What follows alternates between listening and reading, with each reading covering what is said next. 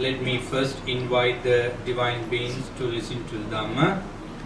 Samanta Cakkavalesu Atra Gaccantu Devata Saddhammang Munirajassa Sunantu Sagga Mokkadang Dhammasavana Kalo Ayang Badanta Dhammasavana Kalo Ayang Badanta Dhammasavana Kalo Ayang Badanta Namo tassa bhagavato arahato samma sambuddhassa Namo tassa bhagavato arahato samma sambuddhassa Namo tassa bhagavato arahato samma sambuddhassa. Homage to the Blessed One, the Worthy One, the fully enlightened One. Homage to the Blessed One, the Worthy One, the fully enlightened One. Homage to the Blessed One, the Worthy One, the fully enlightened One. Sadhu, sadhu, sadhu. Dear brothers and sisters in Dhamma, it brings me a great pleasure to see you today for the second time in this Dhamma sermon. Today we are going to listen to the Supreme Dhamma as the Buddha taught. As I always say, that the teachings of the Buddha brings us happiness, joy. Myself as a monk enjoy this life because of the Buddha's effort for his enlightenment and delivering the Dhamma to the world, and all of you are here because of his kindness and compassion to the entire world. So may our respect and gratitude, venerations be with the Buddha in the first place. The Dhamma he delivered, even if we take a word from it, they are all about the realities of our life. So have the great respect to the Dhamma as well. Sangha at any era, ever since the Sasana began, is worthy of respect and venerations because they have memorized the Dhamma for the sake of future disciples. And even today, the Sangha, under the name of Sangha, any individual who practices Dhamma should be respected because they are the people who encourage us to the Dhamma. So may our respect be with them as well. With such unwavering confidence on the Buddha, Dhamma and Sangha, let's begin the Dhamma sermon today. Today I use the study materials, material that encourage us to learn more about the Dhamma. I hope it will work. It will be beneficial for all of you. So the topic for today is the things, qualities to be practiced before meditation, bhavana. It sounds like we have certain things to practice before we begin bhavana, meditation. As many of you know, that bhavana sounds good, appear to be good, but it's not easy. When we come to meditation, we all experience that there are so many obstacles, difficulties. But we know that the fact that meditation is the direct path to realization of Nibbana. In Satipatthana discourse, what the Buddha mentioned at the very outset of Satipatthana is that Ekayano ayam bhikkave maggo sattanang visuddhya soka pariddhavanang samadikkamaya dukkha domanassanang attangamaya nyaya sadiggamaya nibbanasa satchikiriyaya. So meditation, the very methodical practice of Dhamma, called meditation is the direct way to attaining purification, overcoming sorrow and lamentation, pain, grief, and finally Nibbana. So that's what Buddha mentioned at the very beginning of Satipatthana. So we know that meditation is the key practice for attaining Nibbana. But there are certain things we should consider before real meditation practice. That's what we are going to focus in this Dhamma talk.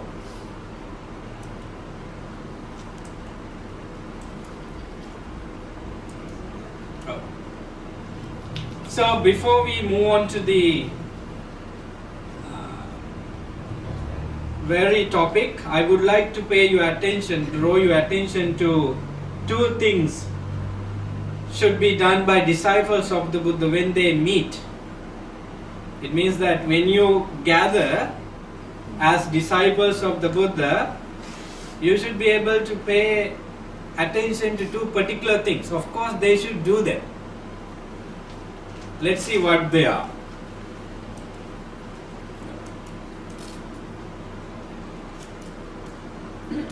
Sannipatitanango bhikkave dvayang vadami dhammiva kata ariva tunhi bhav. No need to try to understand Pali right now if you are not familiar with that. Engage in Dhamma-centered talk. The first one. The other one is maintain noble silence.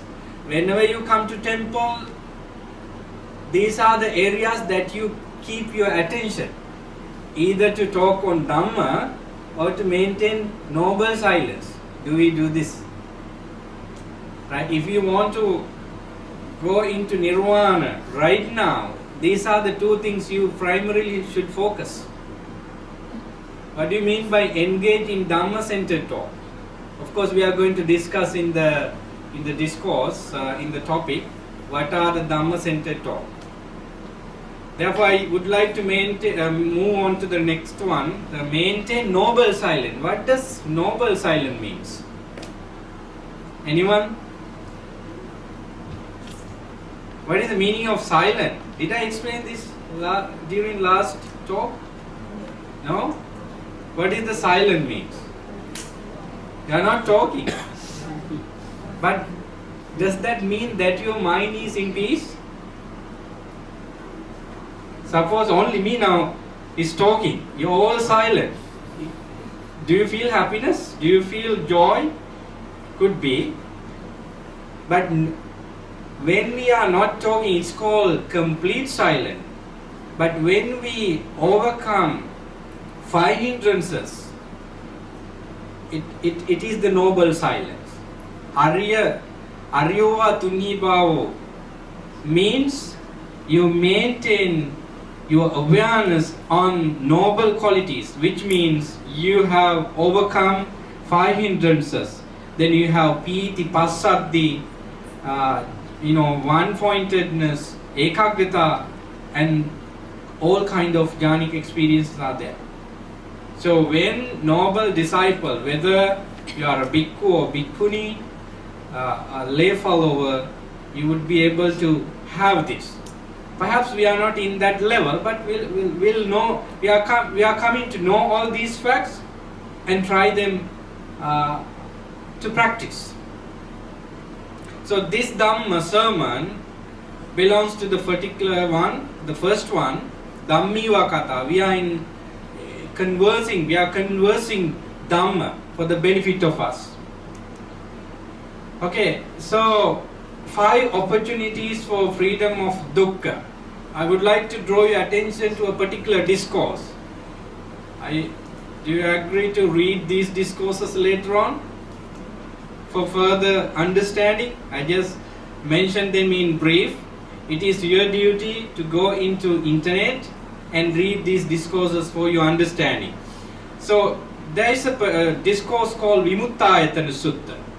In that discourse, Buddha explained 5 opportunities for freedom of dukkha or suffering or unsatisfactoriness. The first one, listening to the Dhamma. While listening to the Dhamma, you can free yourself from suffering. That's one opportunity, that's one approach.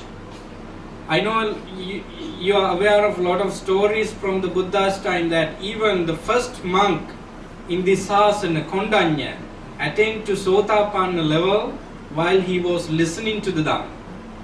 And Venerable Sariputta, being a layperson, attained to stream entry position while he was listening to a stanza. And there are numerous evidences in the Tripitaka that people attain to enlightened states while listening to the Dhamma. Therefore, this Dhamma sermon could be your moment to attain enlightenment. Why not? It is not my skills. It is your skill. Even Venerable Sariputta and Kondanya, they had their skills. It's not Buddha's 100% skills. Buddha did only delivering the Dhamma to the point, and those people had the skill to get their mind into the right Dhamma. Likewise, who knows, some of us could attain to enlightenment. So this is the first Vimuttayatana, first approach to the enlightenment, just by listening to the Dhamma.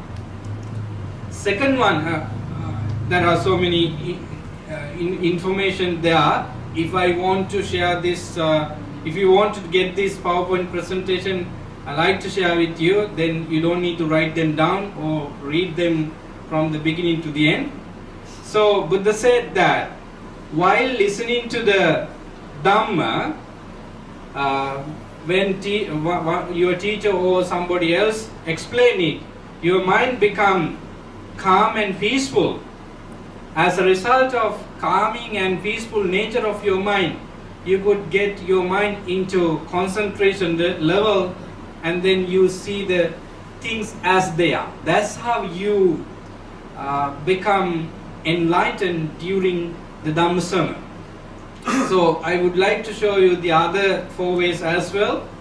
While teaching the Dhamma, I have the chance to investigate the Dhamma. The same thing I explain should be investigated, combined with my own physical and mental phenomena. That's the way one can attain enlightenment. Suppose you go home, your wife or husband or children are not here, you explain Dhamma to them.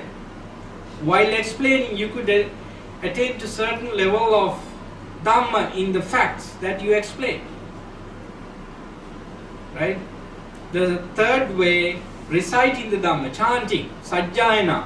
While chanting, you can concentrate well on the Buddha, Dhamma and Sangha or the other Dhamma facts of your chanting, and you can get into enlightenment. The other one, reflecting on the Dhamma. Perhaps you sit somewhere silently and you see some objects falling down, break into pieces. You could get the point of Dhamma. Reflection could happen at any moment of your life if you are mindful on the body and mind. So finally, meditation with a theme. Bhavana is the last one. Now you may know that we can attain enlightenment not just by one way. Right? We can attain to enlightenment while listening, while teaching, while doing chanting, and while reflecting, and also take a meditation subject and in tune your mind into it and attain concentration and get into nirvana. But friends, remember that everyone, whichever way you go out of these 5, you have to practice certain qualities before that. So we'll address them in the discourse. I would like to bring your attention to the Venerable Rahula. Who is that? Buddha's son. And we are also son of the Buddha, right? So it is not the Buddha's son, it is the son of Prince Siddhartha. Anyway, I made you to think of it. Venerable Rahula was a very genius monk. From the time of his life, he, no matter what kind of affectionate he got from the family members, he was a genius person, thinking about the life just like the Buddha. So Venerable Rahula was very interested to listen to new things. So one day, according to Maharahulawada Sutta, Venerable Rahula was behind the Buddha in his arms round. Then Buddha turned backward and said that Venerable Rahula, practicing meditation on breathing would be helpful for all disciples. That's what he said. Then Venerable Rahula thought that among many monks in the Pindapata round, Buddha directed me and said this to me. So I stopped Pindapata. Venerable Rahula stopped going on Pindapata and he went back to the monastery and started meditation. But it did not work well. Then in the afternoon, he went to Venerable Sariputta and got some instruction, but even with that, meditation did not work. Then in the evening, after seclusion, for some time, he went to the Buddha and requested a particular sermon on how to practice Anapanasati fruitfully, in a successful way, to get into enlightenment. So then Buddha asked him to practice Anapanasati in a particular way, in a direct, not indirect way. So we have discourses where the Buddha advised monks and nuns to practice Anapanasati directly. But here, Venerable Sariputta was advised to practice Anapanasati by doing some homework. This is related to our topics. What is our topic today?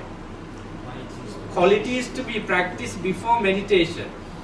So before meditation, Venerable Rahula was advised to take some aspect of Dhamma in many ways. The first one, the Buddha asked Venerable Rahula to practice is reflection on the 5 elements.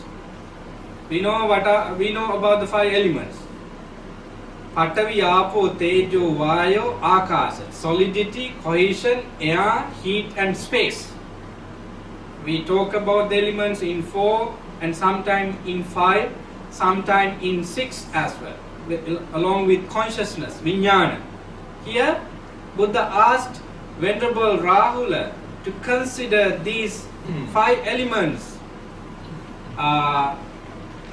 as this is not mine, this I am not, this is not myself. Of course, we can understand 5 elements, 4 elements exist outside of us, and also we know that this body, is a combination of 4 elements and also the 5th space elements. Do you understand these elements? No? What is solid in the body is called solidity, right? The head hair, all skin, and inside the skin there are so many things. Anything solid is called solidity. And air, the cohesion, anything watery nature, right? Blood, urine, many things are there in this body. And the heat and air and the space. What is the space inside the body? Through nostril and in your stomach, if you open your mouth, the ear, you have space.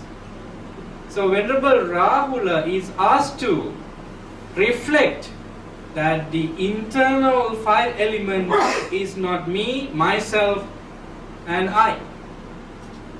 What happened to us when we reflect in this way? You could decrease the notion of I, me and myself. So Venerable Rahula is asked to reflect on that. The second thing, Buddha asked to practice meditation on metta. I quickly go on this because I have so many things to consider and include in this 1 hour sermon. Meditation on Karuna. I think you understand this meditation, right? Do you? Meditation on Metta, meditation on Karuna, meditation on Mudita, and meditation on Upekka, equanimity, and meditation on Asubha, meditation on unattractiveness of the body. What does that mean? Usually we attach to this body. If you have the notion called I, me and myself strongly, you definitely think I am beautiful. Of course you are beautiful people as a fact, but according to the truth, this is not a beautiful object. If you perceive your body with the thought of impermanent, it is something ugly. So Venerable Rahula is asked to practice unattractiveness of the body, taking one part of the body at a time, and we can go into each part of the body. Then Metta on Anicca Sanya, practice the meditation on Anicca. So Buddha did not ask Venerable Rahula to practice them on the sitting posture. This is the significant thing. Of course, we can take them as subject of meditation on sitting posture, but Venerable Rahula was asked to reflect on these meditation. Meditation is 100% mental activity. Though we take a posture, it is 100% mental activity. That's why Buddha said in Satipatthana, whether you stand, whether you sit down, whether you walk or lie down, this thought of mindfulness should be practiced. So, having said all these things to Venerable Rahula, Buddha asked Venerable Rahula and all the disciples to practice Anapanasati in order to take us into Nirvana. Why? Meditation on Anapanasati is the most or one of the most difficult meditation subject. You remember that Buddha took it as the Bodhisattva to attain enlightenment. In Arya Pariyesana Sutta and Mahasatchika Sutta, we witness that the Bodhisattva under the Bodhi tree practice Anapanasati to get into jhanic experiences, and from there he paid attention to 3 knowledges at the time he attained to Buddhahood. So meditation on Anapanasati is not easy, friends, though we practice it always at the temple. Right? Breathing meditation could cover many aspects of the Dhamma. So that's why Buddha asked Venerable Rahula to practice all these preparatory meditation or reflection to make him ready for full-fledged Anapanasati meditation. So this is one thing that we need to understand before we move on to meditation. If you take the bhavana as a practice to attain enlightenment, of course you should understand this. But if you practice meditation just because you participate in, you don't need this. Come every day for meditation at the temple, go anywhere you like.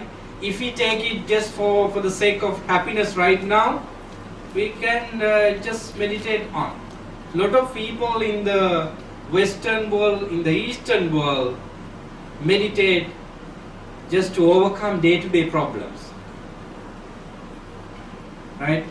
Only a handful of people want to attain nirvana in this very life. Do you accept? Do you accept it or not? It's up to you. Perhaps you are the people that I meet for the first time that take this serious and attain enlightenment in this very life.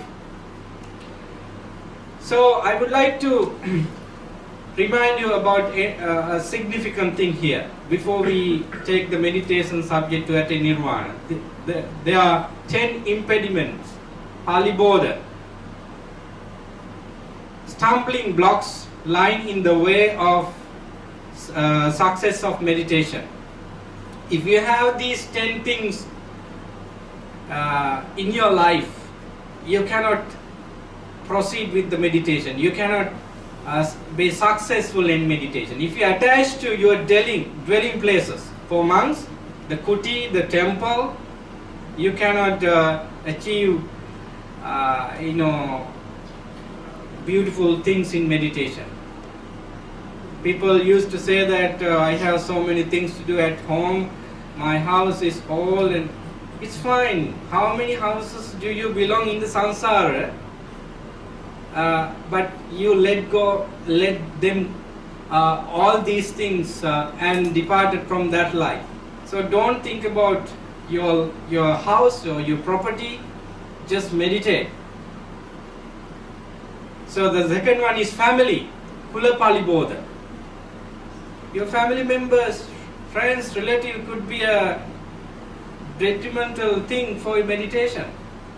Suppose you come to retreat tomorrow thinking that my son, my husband, my wife, I don't know whether they eat. You may be very loving husband or wife or son or daughter, but you are not a good meditator. The third one, worldly gain, labha palipodha.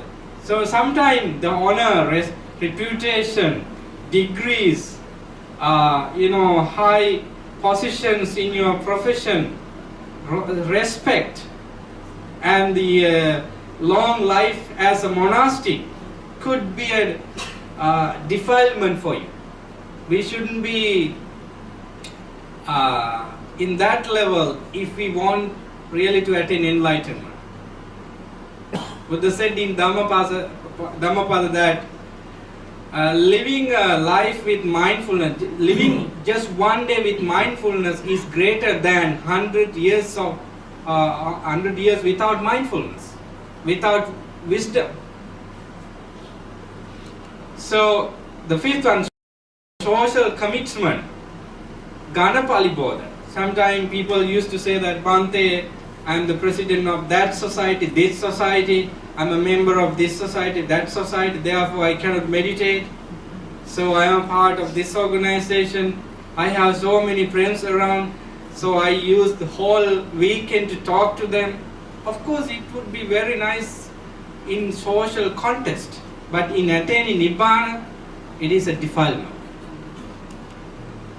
I'm sorry to tell all these things. These are not my own ideas. They are from Buddha's teaching, and Buddha said it directly. Okay, take it in that way. Work, Kamma Palipodha. Right? People are working every day to earn reputation, money, and so many things. But you know what happened to people who work without any rest for spiritual purposes and also just for rest? They spend all this money for medication and medicine at the end. They don't enjoy their life in the young age, in the middle age, because they intend to earn a lot. At the end, people cannot use that money either. Travel. Wow. Even my traveling is a Palipodha. No matter how important this Dhamma tour, of course it is a Palipodha to me. That's why we used to stay at the monastery for a long time without going to any place, because we need to practice. Out of compassion we travel, but our main objective is to practice our Dhamma for our benefit. It's just like I'm taking out of the mud and drag you from the mud. If I stay in the mud, how can I take you out of the mud? So traveling a lot is not good for monks and you people as well. Relatives.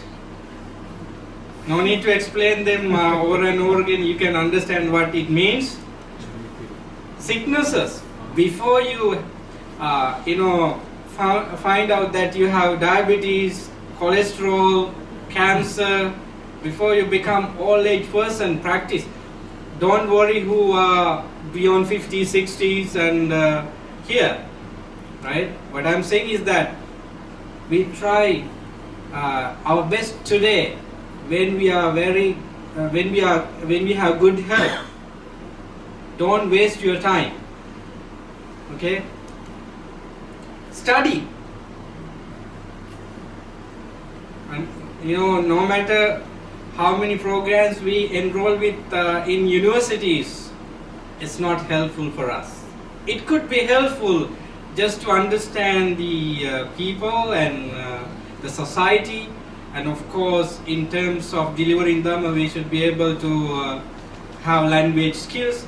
For such purposes, academic studies is good for monks and lay people. Of course you need it because you have a lay life and you need to find a better job and so forth. But if you as a lay person wants to attain Nibbana in this very life, too much involvement with academic studies never helps. Supernormal powers. People like to see monks travel in the sky and go through the walls and disappear here and appear behind you. Would you like to see that? Why not? Our mind still like to see miracles, but it is impediment for destruction of craving. Buddha never appreciated it. At the attainment to the fourth jhana, that's the closest way to cultivate all these supernormal powers. There is a particular way in the Dhamma that we could do that. But you are going to postpone in attainment to the Sotapanna, Sakadagami, Anagami, Arhat if you are going in that way. So these are the 10 impediments mentioned in Visuddhimagga, the path of purification composed by Bhikkhu what is his name? Buddhaghosa. But it is very accurate and legitimate according to the Dhamma. So I would like to tell you, before we go into meditation, one thing you need to understand is your own character, who you are. Have you thought about it? What sort of person you are? Technically, theoretically, you may not aware about it, but you have done it in a certain way.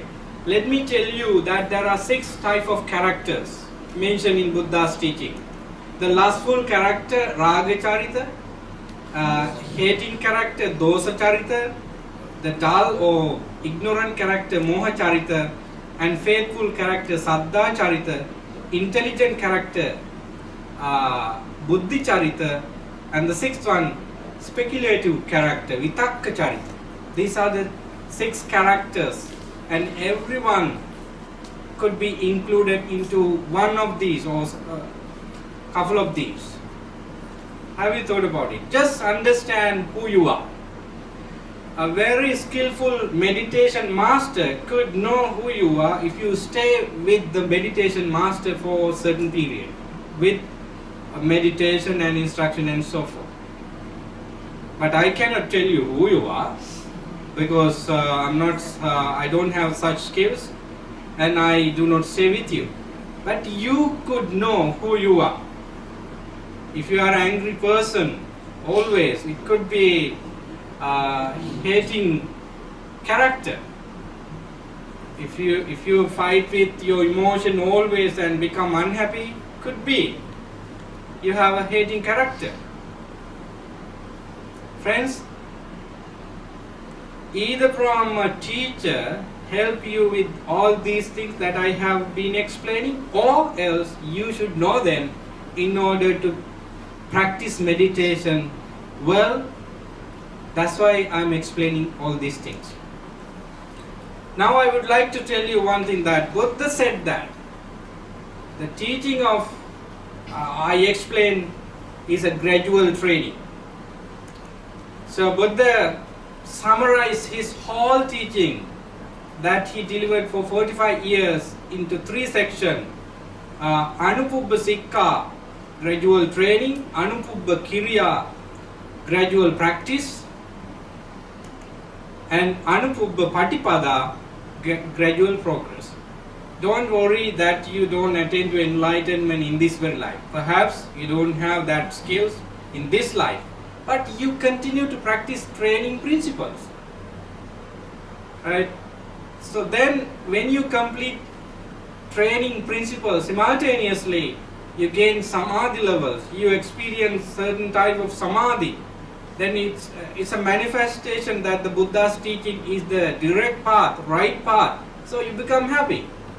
Not even Venerable Sariputta, Moggallana, by seeing enlightened Buddhas in previous life, could not attain to enlightenment. They all see the Buddha Kassapa, but could not attain to full enlightenment. Were they unhappy about not attaining enlightenment even with seeing the Buddha Kassapa? No. They encourage themselves. So Buddha's teaching is a gradual path. So little by little, day by day, point by point, you understand the Dhamma. Suppose I explain all these important things for your meditation, and you may not be able to, succeed with your meditation tomorrow.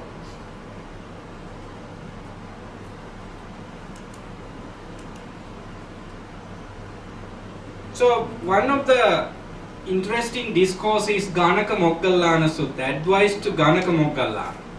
So he was an accountant at the time of the Buddha. Ganaka means we count, right? The Pali word Ganaka means we count. So he was an accountant. He came to the Buddha and said that I am an accountant. So in my profession, we train people to count first, 1 and 2, and the 2 multiplied by 2, then 4, and these are the basic trainings we give to newcomers. So we have a gradual training in our profession, accounting. We have gradual training and gradual practice and gradual attainment. Venerable Sir, do you have such gradual training in your Dhamma? Buddha said to Ganaka Moggallana, yes, we have, starting from restraint on moral principles. It means that you practice sila and so forth. Then discipline on senses. Then moderate in eating, where many people fail, right? They don't know the amount of food they should eat and the time of eating and so forth. So as disciples of the Buddha, you should have moderation in eating. It means a lot, but it is not the time to discuss about that. But keep in mind that we should have moderate in eating. Then devoted to wakefulness, it means Jagriyanu Yoga. We tend to sleep sometime, right? We love to sleep. How many of you enjoy sleeping? Many. Either because of too much work, because of the weather, because you enjoy sleeping. Some people cannot sleep, of course. There are such issues as well. But as a disciple of the Buddha, they do not want that much sleep. So Buddha divided the day into 4, and also the Arahants. Buddha, do you know how many hours Buddha sleep? 2 hours. From 2 to 4 a.m. That's all he slept.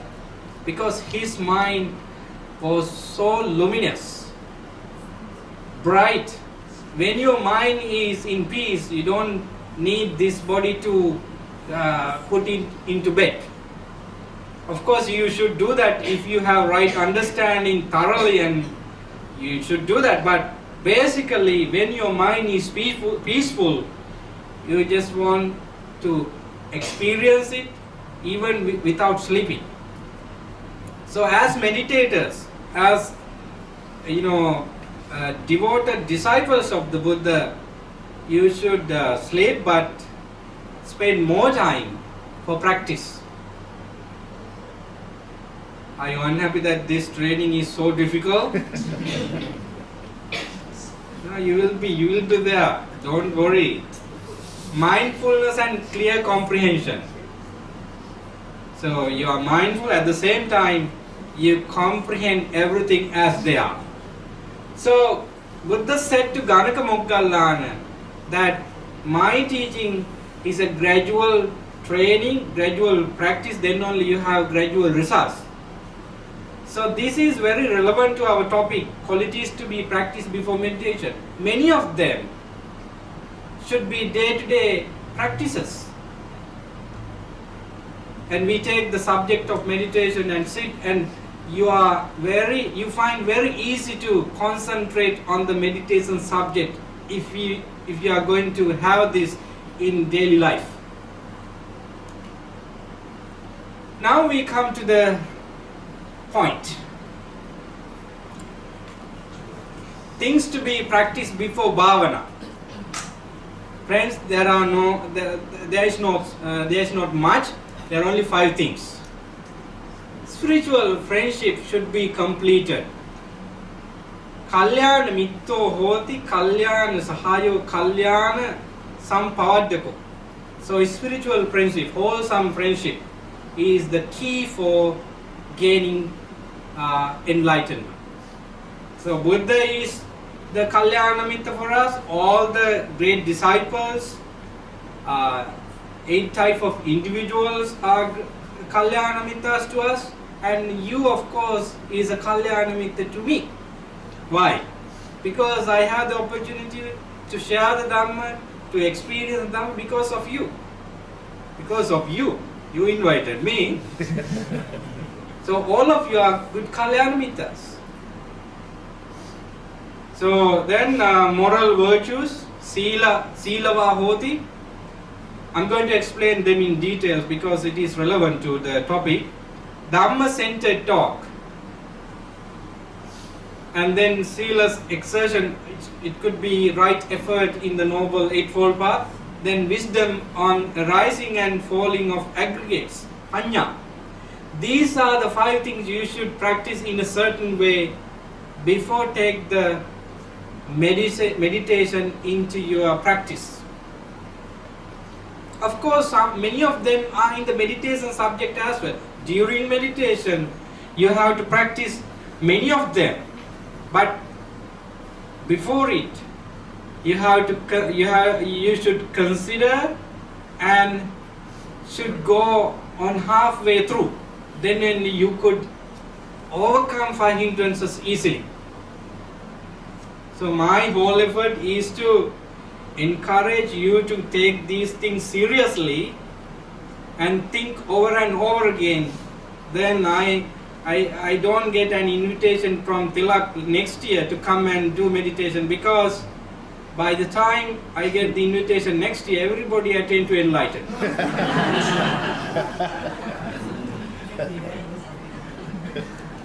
So, overcoming defilement. So, one thing we should add here, that is the nature of defilement. Overcoming defilement temporary is called overcoming 5 hindrances or attaining jhana. It's just like cutting the branches of a tree, right? We know that cutting branches of a tree, of a plant, does not, kill the tree or the plant. It is kind of temporary suspension of growth of the tree. So we have to overcome, abandon hindrances, some sort of defilement every moment when we use our senses. That's what we call sense restraint. Okay, that's the first level, that's the first thing we do with the defilement. Right? Next is overcoming defilement, experiencing peace a longer period. In the first level, we overcome hindrances temporarily. Suppose you are very good right now because you focus the Dhamma, but right after this, you may not in that mindset. Your greed, hatred, ignorance, the root causes of suffering could come out in a certain way with sensory experience. You might be in that. You are governed by the greed, hatred and ignorance. But right now, you suppress greed, hatred, ignorance or any related defilement. But when you come to the second level, it's called Vikambana Prahana. It means we suppress hindrances and stay out of hindrances for longer period. Suppose, how many of you come to meditation tomorrow and day after tomorrow? It's fine. So you attend to jhana and you stay with jhanic experience throughout the day, and even at night you don't feel any difficulty, and day after tomorrow you come with the same mindset. Perhaps for a week or so you stay in that peaceful state. That's because you suppressed the hindrances and push these hindrances further, or you maintain the opposite of hindrances, piti, passaddhi, sukha, ekaggata and vitakka vichara for a long period of time. You give food for all these wholesome qualities and live with them. So that's what we do with the defilement as the second state. So I mentioned here attainment of 4 material jhana, first jhana, second jhana, third jhana, and also attainment of 4 immaterial jhanas. Now we come to the third stage, which is the final. It is uprooting all defilement. You know that if you take the roots out of a tree, the tree is gone. But when you cut the branches, when you cut the trunk, it has the possibility to new roots, new leaves and so forth. But if you take the roots out, the tree is completely gone. Likewise, we can take the root causes of suffering called greed, hatred and ignorance completely out from our mind. So these are the 3 ways that we deal with the defilement, asava or sangyojana, taints or defilement or whatever name you use, it doesn't matter. So you are dealing with these negative emotions in 3 levels. It could be you.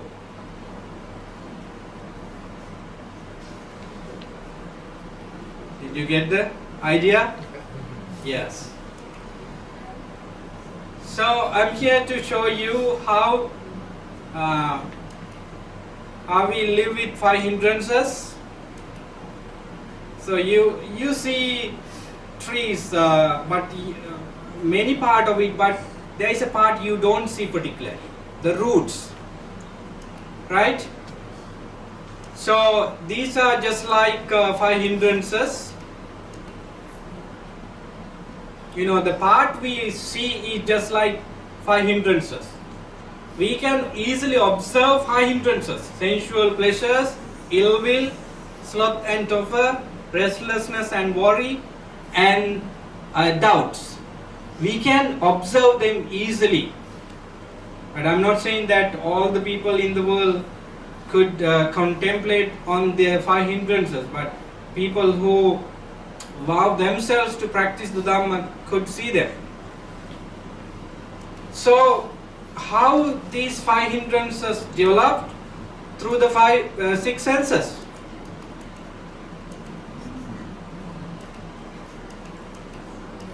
They are interconnected. 5 physical senses and the 6th mind, they are all interconnected. So this is the first level. First level of defilement. We all deal with these 5 hindrances until we at least to attain to jhanic experiences. The second level of defilements are called sangyojana or taints or fetters. They are bound us to ongoing cycle of birth and death. The first one, sakkaya ditthi, belief in permanent self. Second one, vichikicha, doubts. Third one, clinging to rites and rituals, silabbata paramasa. The fourth one, kama raga, sensual craving. The fifth one, patiga, ill will. The sixth one, craving for material form. And then seventh, craving for immaterial form. Then conceit, mana. Then restlessness. Finally, we have avidya, ignorance. There are 10 fetters. Today I don't want you to remember everything because I know it's hard, but keep in mind that there are 3 levels of defilement. It is easy to overcome the 5 hindrances than dealing with the 10 fetters. You cannot see them because just like the root of a tree, they lie under in our mind. By cutting off of 5 hindrances, you have the opportunity to address sakkaya ditthi, personality view, and other 9 fetters. Do you think that the game is over, everything is done? No, there is another level of craving. They are called raga anusaya. They are underlying tendencies. Patika anusaya and ditta anusaya. There are 7 of them. Vichikicha anusaya. And then mana anusaya, then bhavaraga anusaya, then finally avidya anusaya. Many of you know about the bamboo trees, right? So a lot of people think that bamboo tree could completely finish by cutting off of the bamboo tree and taking some roots out. No, the seed of the bamboo tree is way beyond, below the roots. That's why it's difficult to, finish with the bamboo tree. Just like that, there are underlying tendencies. They are called 7 anusaya. So now, there are other things as well. Kamasava, bhavasava, avidyasava. So, the desire or attachment for sensual pleasures, and also desire for existence and desire for non-existent as well. There are other ways of delivering all these defilement, but we can see through from the entire teaching that these are the 3 levels of defilement. So you are going to destroy all of these things by meditating tomorrow and day after tomorrow. So quickly I show you the relatedness of 3 levels. So, but when we come to sensual pleasures in 5 hindrances, the gravity of it is less. But when it comes to the 10, it's more wide and deep.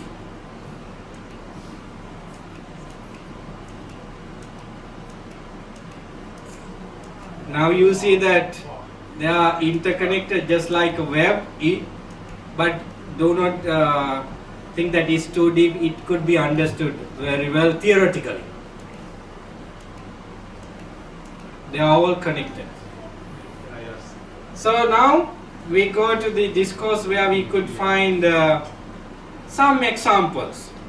How many factors do we need to practice before we get into meditation? I cannot go back. It's too long. I thought that I could go back. But how many factors do we need to practice? 5. What are the 5? The first one, having kalyana mitra. Are you satisfied with the first thing? Do you have kalyana mitra? You should become a kalyana mitra before you look someone outside as Kalyana. How do you know the taste of salt unless you taste it before, right? So you have to experience the taste of Kalyana Mitra within in order to find someone as Kalyana Mitra. So Venerable Meghiya is an interesting character in the Dhamma to bring us the message that we should practice all these 5. Kalyana Mitra, moral principles, then Dhamma-centered talks, and right effort and wisdom. These are the 5 things you practice in day-to-day life to get qualified for meditation. So let me tell you something about Venerable Meghiya. Venerable Meghiya was a relative of the Buddha from his own town. At the time Buddha was spreading the Dhamma in his 13 years of his ministry. He was in a place somewhere in the middle of India. At that time he did not have a permanent attendant. You know, when Venerable Ananda became the great attendants to the Buddha, how many years Buddha did not have a permanent attendant? 20 years, yes. First 20 years Buddha did not have a great attendant to the Buddha. There were a couple of monks served the Buddha as attendant. One of them was Venerable Meghiya. So he was a relative. Venerable Meghiya one day went to collect Pindapata in a place called Jantugama village, and he returned back to the Buddha through a riverside path. The river is called Kimikala. So there he saw beautiful mango garden. As soon as he saw that, he thought, oh, this is a beautiful place to meditate. For a person who came to the order for attaining enlightenment, they should find this kind of places for meditation. How many of you how many of you thought in a similar way when you saw a beautiful place? When I go to a park, I always think that, oh, how beautiful this place is for seclusion. But in park today are not peaceful places though, because a lot of people come and do so many things. But when I walk across the country, I always think that if I have the opportunity, I should come, because you find kind of natural peace there. So Venerable Meghiya thought that I should go there. Immediately after he saw the place, that thought came into his mind that I should come after taking the permission from the Buddha. Here I want to mention very important thing here is that if you meditate for attaining enlightenment, Buddha has prescribed 3 particular places to go and meditate. Right? The first one, Aranyagatowa, the forest. Second one, Rukkamulagatowa. It doesn't mean that you sit under the tree over there or on the street and meditate. That tree should be in a very silent place. Right? Then Sunyagaragatowa. It means a house or room or kuti or hall where there is no human interaction. Okay? These are the 3 prescribed places by the Buddha for meditation into perfection. So perhaps you cannot go to the forest because you have family life to work on, but you like the idea of meditation. You may not be able to find trees where there silence is observed, but how about the tree in the backyard? You can inform your family members, don't make any noise, don't play all this video and DJ or whatever, I have to meditate under the tree. You could. But you could easily find Sunyagar. Close the door in your room and make the room neat and tidy. And it's a good place for meditation. How about the temple meditation hall? You are not devoid of all these places. You have. Two types of meditation are there. Of course, you know, Samatha meditation and Vipassana meditation. So you are slowly and firmly practicing them. This is very good because these are the two vehicles that we get into Samadhi and insight, right?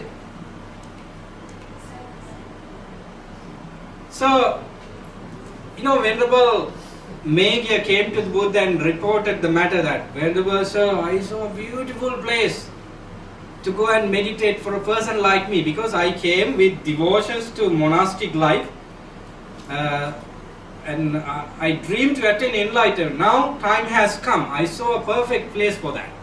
Let me go. But Buddha did not give the permission for Venerable Megya to go. One reason is that if Venerable Megya goes, he doesn't have an attendant. So please wait for somebody to come and take the responsibilities of attendantship. You know what Venerable Megya said? It's funny. You are the Buddha who attained full enlightenment in your own. You don't have anything to do further. But me, I have to attain enlightenment. You can say that wait, but I cannot wait. I'm hurried to attain enlightenment. For the second time, Buddha said, don't go. Wait for somebody to come until somebody come. Then you can go. No, Venerable Sir, I have to go. I am in a great hurry to attain enlightenment. I cannot wait. For the third time, Buddha insisted, but he did not listen. Venerable Sir, I am going to try my best. Oh, if you are saying that you are going to practice all the spiritual qualities for your attainment, how can I stop? Go. Buddha finally gave the permission. You know what? If the Buddha said something, you have to accept it because he knows many things. If you come across a Buddha in the future, try to keep this in mind. I don't know whether you could keep it. Buddhas always say what is happening and they are not saying what is not happening. Yatavadi tathakari. They are perfect in their words. Even a single word could not be happening. Buddha is perfect in his speech. So Buddha, Venerable Megya got the permission and went to the Kivikala mango garden where he wanted to go. But you know what happened? He returned in the afternoon. He tried so many things, as many of us do. He went to the mango grove, find a better tree with a shade, a lot of flowers around, and it's so beautiful. And he made his meditation cushion and sat down and he started meditation. Unfortunately, he could not concentrate, though he came with a great desire to meditate. His mind surrounded in three types of thoughts. They are all unwholesome, vitakka, distracting thoughts. The first one, the thought of sensual pleasures. The second one, the thought of ill will, vyapada. Then the third one, thought of harming, vihinsa vitakka. Kama vitakka, vyapada vitakka, vihinsa vitakka.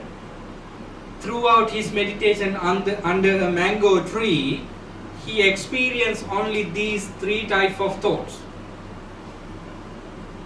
In many meditators, we can find these three today. Either you experience sensual pleasure, you remember your daughter, your husband, your wife, or anything related to your senses, then you are unable to overcome it. Then anger arises, vyapada vitakka. You fight with distracting thoughts with vyapada arises as a result. Then you are not going to hurt somebody, but you hurt your feelings as well. If meditation is not working, one of the feeling is there in your mind. These are the world that ordinary human beings, divine beings live in. Even divine beings. So Venerable Megye experienced nothing but these three types of feeling throughout the meditation. He thought that I am one of the disciples of the Buddha, came to the order with great devotions for the enlightenment. Unfortunately, even I could not concentrate well. So then Venerable Megye directly went to the Buddha and reported, that's why I told you not to go, Buddha said. You are not obedient to my words. I knew all these things from my understanding. That's why I told you not to go there. The commentary delivers a beautiful story. If I do not share that story, the story is incomplete. What is the story? Venerable Megye was a king 500 lifetime before and had the palace over there in the mango garden in the present story. So when he saw the mango garden, which is beautiful, his mind started flowing backward to the previous experience. That's why he experienced that mango garden, a beautiful place at the first moment. But he tried meditation. He is very innocent monk. He is a good monk. But he could not meditate because the sensual pleasure he developed and rest of the defilement he developed as a king came into being in a disguised manner. So don't go to restaurants, hotels, enjoy all kind of sensual pleasures today. Perhaps you could not attain enlightenment in previous lives because the craving flows from previous lives to this life. That's why we should be away from sensual pleasures. It's one of the hardest things to overcome. So commentary reports that story. That's why Venerable Megye could not get into meditation. Then we can see that Megye is returning with unhappy mood. So Buddha said that Venerable Megye, before someone get into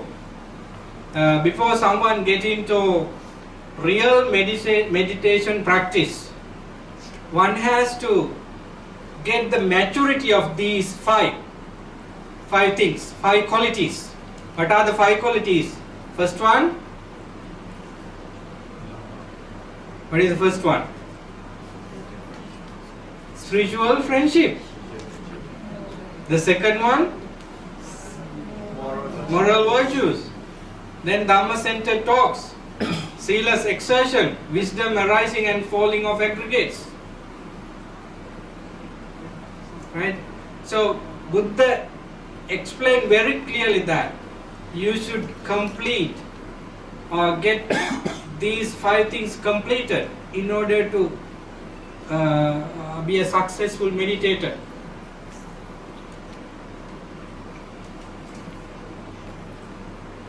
So there are some qualities of a wholesome friends. Check whether you have all these things. If not, complete yourself with these 7 qualities. There are other set of characteristic features of a Kalyana Mitra, but I go with this because it makes sense. They make sense. The faith, Shraddha Sampanna. You should. The first thing is you are devoted to the Buddha, Dhamma and Sangha in many ways. The second one, moral virtue, Sila Sampanno. You always inclined to restrain yourself. Then learning Sutta Sampanna, you find interested to learn the Dhamma more and more, either by listening or by writing, by writing books and so on. Not to keep yourself as a scholar, but as a person who go to peace and happiness. Then charity, Chaga Sampanno, you're always generous to give away, not only money, not only food, your time, energy for somebody else's happiness. And then effort, Virya Sampanna, you are always mindful to strive on. Then Sati Sampanna, it is true that we cannot have perfect mindfulness in this life because our movements are so speed, right?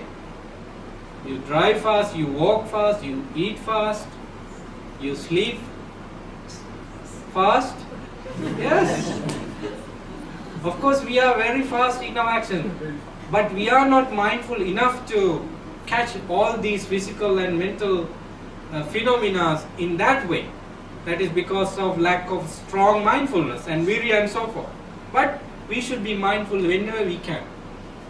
Samadhi Sampanno. It's a very important quality. As soon as you sit down on a chair, on a cushion, if you want, you could concentrate immediately. That's a very special quality. Some people take hours and hours, days to concentrate, but some people take only 5 minutes, 2 minutes, depending on their practice, depending on their previous qualities. If you do not have faith, moral virtues, learning, charity, all these, you cannot gain samadhi. They are interdependent. Paticca Samuppada is there. And then finally wisdom, Panya Sampanna. You are not a foolish, ignorant person. You have the sense of wisdom always. So these are the seven, are there 7 or 8? 8 qualities of a noble friend. If you do not have them, develop them, then you could see who have these 8 qualities. Unless you have them, how could you find good people? Moral virtues. There are so many. I'm not going to spend on this slide very much because you are familiar with, but want to focus you this picture. A lot of people start life with milk. When they come to young age, they live with Coca-Cola and other beverages. Then in a certain point of your life, you enjoy the other thing as well. Finally, you end up with what?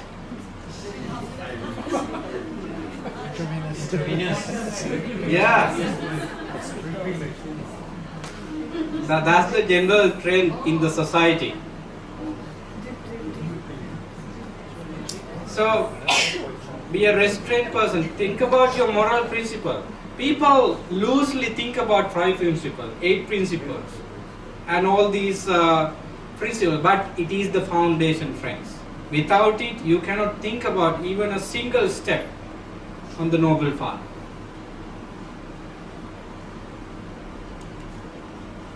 Buddha said in the discourse to Venerable Megya, seeing danger in slightest form, sometimes we disregard small things. But friends, when we disregard small thing, it becomes a big one. We should mostly consider small mistakes, not the big one.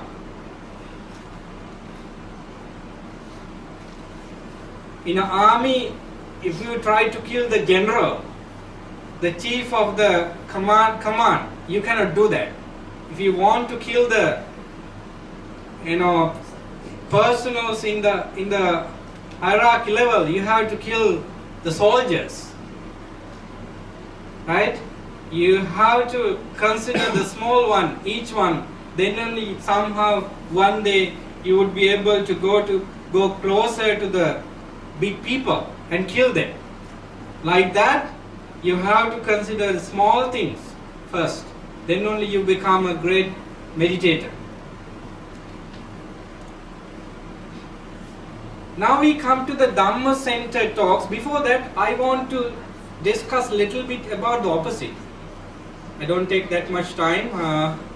I try my best to finish it before the given time. 32 type of unskillful talks. We have to stop them. If you live in these, at least one of these, you go backward. If you can restrain this one, if we can sweep it, we can of course take care of many things. So, Dhamma centered talk means whenever you meet or Kalyana Mitra or any person, you tend to talk about Apicca Katha. It means talk on little desires. It means that you are not talking about how many things I could get. I should earn a lot. I should have a lot of things. Last week I went on shopping for clothes, and do you go this week as well? I like to go to get that special desire. There are no such things of the people who practice Dhamma centered talks. They always would like to have little. They try their best to survive with minimum things. Apicca Katha, then Santutti Katha. They are able to happy with little things. They talk about that when they meet. Anything you talk about related to these 10 talks. Talk on solitude, Avvekata. You always talk about how to be away from defilements.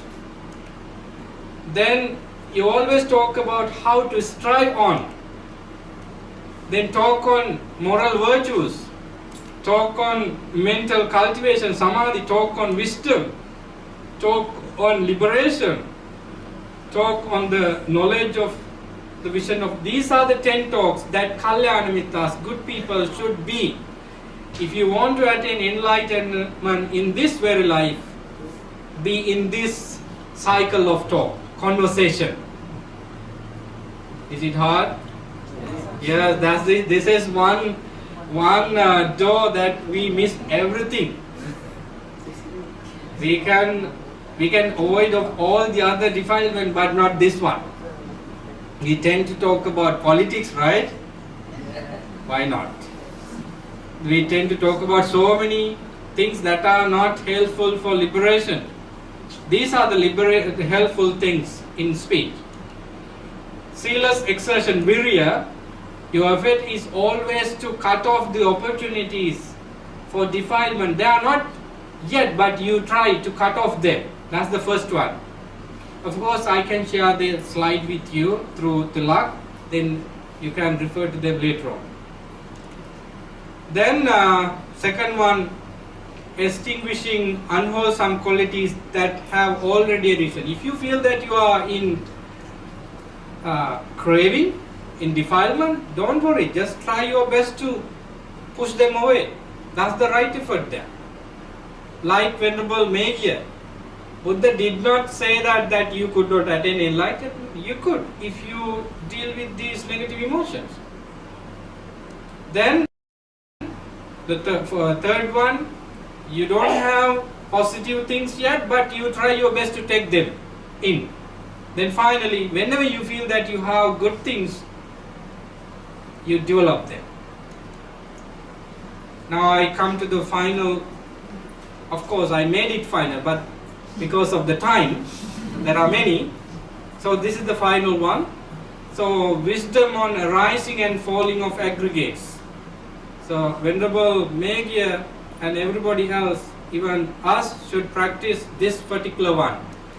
We should be able to practice the wisdom in arising and falling of form, rupa, which is very hard. And the second one, dealing with feelings, rising and falling of feeling, should be noticed. Can you do it now? Do you feel bodily sensation? No? Why not? You have been sitting for hours and you feel hurt. Why not?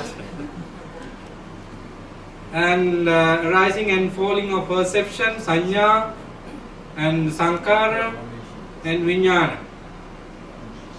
So Venerable Megya was asked to get maturity on these 5 and to be able to practice meditation. Having said that, what is significant here is that when you have wholesome friends, you tend to have virtues in your life, and also you become open of your mind to Dhamma-centered talks, and your effort become increased, and also you increase your wisdom too, because Kalyana Mitra is the main fact. Wholesome friends. When you have wholesome friends close by, perhaps he will be away from you, he will be living distant places from you, but you have his connection, you have telephone conversation, through emails, you came to know right Dhamma, you share the Dhamma. Perhaps you could be a wholesome friend for somebody who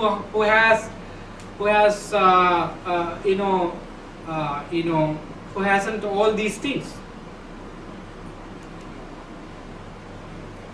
This course is not finished yet, but it is 5 minutes to 10. Actually, I used the time for discussion for the discourse. Is it okay? Yes. Okay. So, 4 types of meditation should be practiced further. Now you are in a certain level of the path, because having completed simultaneously those 5 things, you should practice meditation on unattractiveness, asubha sanya, for abandoning lust. Why some people so lustful? Because they lack of this meditation. If you find your character is lustful character, the perfect meditation subject for you is unattractiveness of the body, particular sanya. You take the body not as a beautiful thing, but as something goes to impermanence. Then the second meditation, practice loving kindness every day, every moment, through words, action, and thoughts. It helps you avoid vyapada, ill will, and mindfulness of breathing for cultivation of for cutting off of wandering. If your mind is so restless, that is because you lack of concentration through breathing meditation.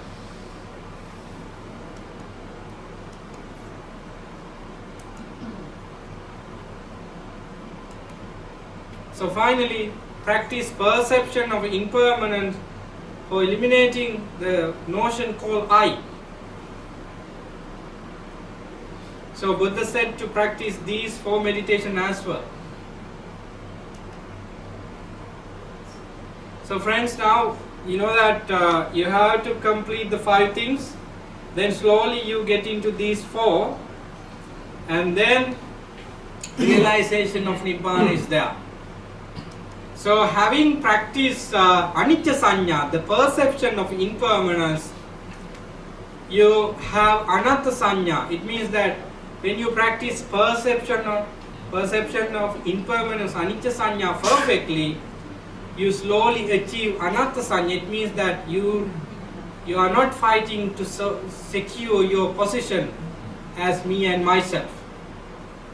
It happened as a result of practicing anicca sanya. With anatta sanya, you don't have me and myself, you are in nirvana. So Venerable Megya attained to Sotapanna at the end of the discourse. See, it's a direct example how one can attain enlightenment. He was unable to practice meditation at the mangrove garden because of thought of sensual pleasure, thought of ill will, thought of restless, harmful experiences.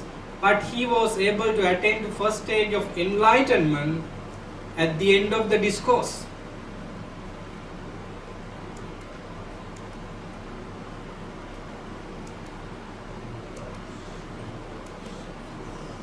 So have the unwavering confidence on the Buddha, Dhamma and Sangha. I always repeat it because it is very, very important. Then when you don't have doubts about the Buddha, Dhamma and Sangha, it is the key point for you to get into Sotapanna. I'm not going to continue this further because we should have some time. This is what you destroy when you attain to Sotapanna. 3 fetters, you are aware of that.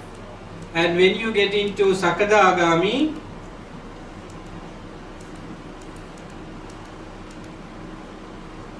you of course destroy the 3 fetters like the Sotapanna, but you reduce the level of Kamaraga and Patiga, sensual interest and ill will into certain extent, then you attain to second stage of enlightenment. It's called Sakadagami or one returner. So when you become an Anagami, non-returner, you completely pull out these first 5 fetters. You take all these things out completely. So you are an Anagami there. So in order to become full enlightened Arahants, you have to take these 10 fetters completely out. So meditation has that end, friends. So how do you go there? What do you do to get one of these enlightened state or directly to full enlightenment? First fact is that those 5 things. What are the 5 things? Yeah, Kalyana Mitra, moral virtues, Dhamma-centered talks, effort or zealous exertion. 5th one, Panya. Are they developed only in the meditation cushion or not?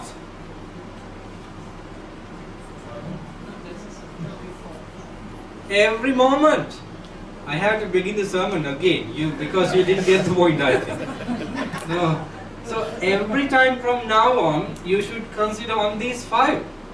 Then only you could sit and take the meditation subject on non-attractiveness or anapanasati or any subject of meditation and work successfully. So I would like to stop here.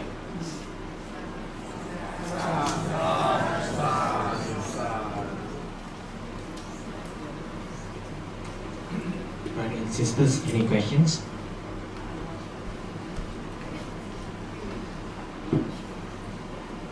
Bhante, can go back to one slide before this. This one.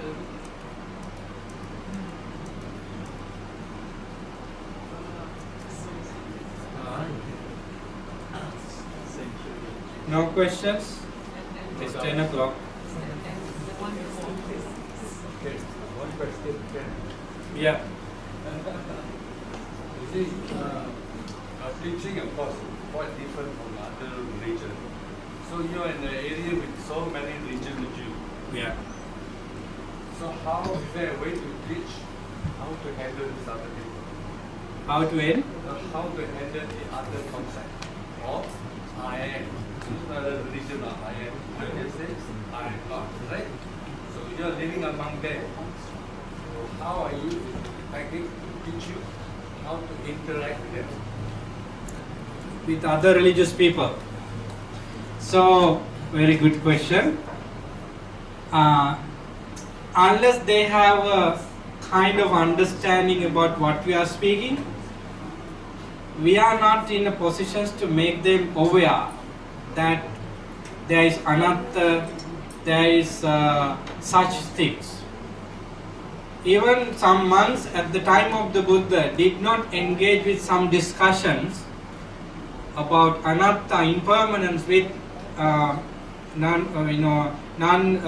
let's say Buddhist or other religious people, because they were not to understand these concepts, because they are centered on the Brahma, the so-called Almighty Gods or the divine beings. They always based on Atta. So the Buddha's teaching is different from them. I have come across many good religious people, very good people. They are very good in moral principles, but they are not to understand this concept. So it is better you to stop the discussion. because sometimes you know from your sense that this person or this group of people are to understand what I am saying. If you have that understanding, continue. If you don't, if you understand that they are not taking it, just talk about how to live peacefully and how to share, things, and still we have compassion for them. Of course, you should have compassion for you first, because you take so many hours to explain this and that. You want him to understand what you want. It could be a desire. But the question is, you are working with them, they seem to be your boss, okay? Yeah. Or they want to control you, okay? Maybe they are the boss, the way you work, or they are your prime minister, or they are things, see? So, if you don't follow the way, they will treat you badly. How are you going to cope with that? Actually, the answer for this is also the continue practice on the Dhamma, because we cannot make the world perfect, but we can take care of ourselves, right? We should be those who practice the Dhamma into this level have the ability to accept anything happen to them, even to let go of the job, even to let go of the family life, even to let go of everything could come into being as a result of deep practice.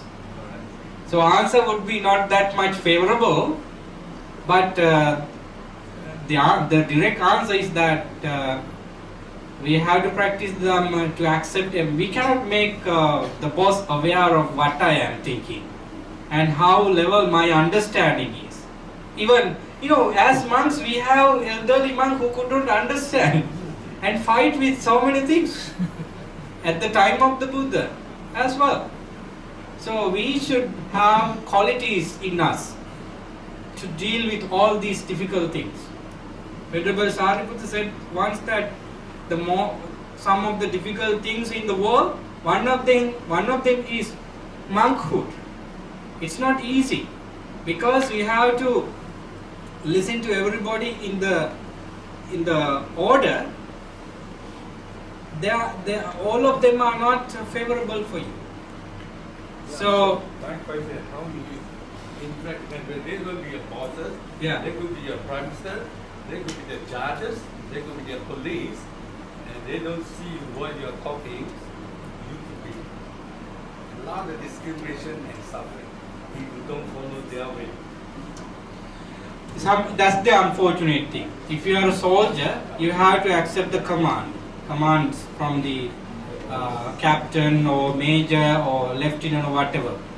If you are an employee, you have to accept, no matter how unwholesome they are. You have to accept. It is the unfortunate thing in this life. That's why we are saying that this life is under suffering. That's why we should hurry to practice meditation and attain enlightenment. So have some compassion on you, no matter, you could think that I do not intentionally do this, that is the duty of my boss. As long as I work for this company, that company, I have to obey certain rules, but I personally don't wish to do this. Have that thought in mind. Buddha said in particular discourses that there are 4 types of people. The first one, he is ignorant of good and bad. Right? The first one. The second one is he is aware of good and bad, but he still continue to do them. The first one, he is totally ignorant of good and bad. He continue to do them. Second one, he is aware of good and bad, but he cannot stop that because of certain reasons, but he knows. Third one, he never does bad things, but he does not know that he is doing good things. The fourth type of people are like this. He knows what is good and what is bad, but he never does bad things. So who are the people of the four? Speed up their journey to enlighten. Only four? Third and fourth. No, the right answer is second and fourth. Who are the second and fourth? He knows what is right and wrong, but he continues to do wrong thing because of certain reasons. But the silver line of his life is that he knows that I am doing bad things. He has the chance of turning his way 90 degree with the support of Kalyanamita, because he is aware of his own bad. With the same that he has the chance. What about the third one? He never does bad things, he always do good things, but he does not know that he is doing good things. Right understanding, Sammadit is not there about good things. He could end up his life in hell. I'm not direct saying that, but there are chances because he lacks of the first quality of the Noble Eightfold Path. We don't need to discuss about the fourth one. He is perfect. He knows about good thing and he does only good thing. So, related to your question, you cannot avoid all these negative things as long as you are in the society. But at the time you can focus, at the time you could be away from all these things, be perfect, wish to be away from all these obstacles, bosses, leaders who are immoral, right? Suppose you have clothes, we have robes, we have to wash them, right? Once you wash it, it's suitable to wear it again. Our mind is like that. Due to defilements, due to engagement, your mind become defiled, but take time to wash it. Wash with compassion, kindness, all these good practices, moral principles, and so forth. I'm not sure whether you're satisfied with the answer. Okay, my answer is very good question. For example, you are invited to an invitation to a place, right? Let's say we go to a hotel, 5-star function, right? If you go to practice what you are told here, simple and all that, right? When you went in, they say everything very expensive, very good, very nice. If you didn't brand in, you were treated like outcast. How are you going to feel? Yeah, it's You're an outcast. the line we can draw from happiness and suffering is very, very subtle. Everyone's responsibility is to decide whether I understand positive and negative as the Buddha explained, and it is decided by the intention you have. Suppose Buddha never asked Anathapindika to earn money, but Buddha never asked not to earn money. Buddha never asked all Visakha, all these lay disciples not to have luxurious life. He admired it. He had delivered many sermons to achieve your life goal as lay people. But understand that they are impermanent. Understand that they are only for a short time. Understand that my pleasure, sensual pleasure, is only for a short time. Understand your limitation on senses, on sensory experiences. Right? I think if you have that understanding, you could manage yourself into certain, but I'm not saying that you could practice all these things in a hotel like 5-star, 4-star, 7, I don't know how many stars they have. Because somehow you could manage if you light up the right wisdom into the moment. We can do that.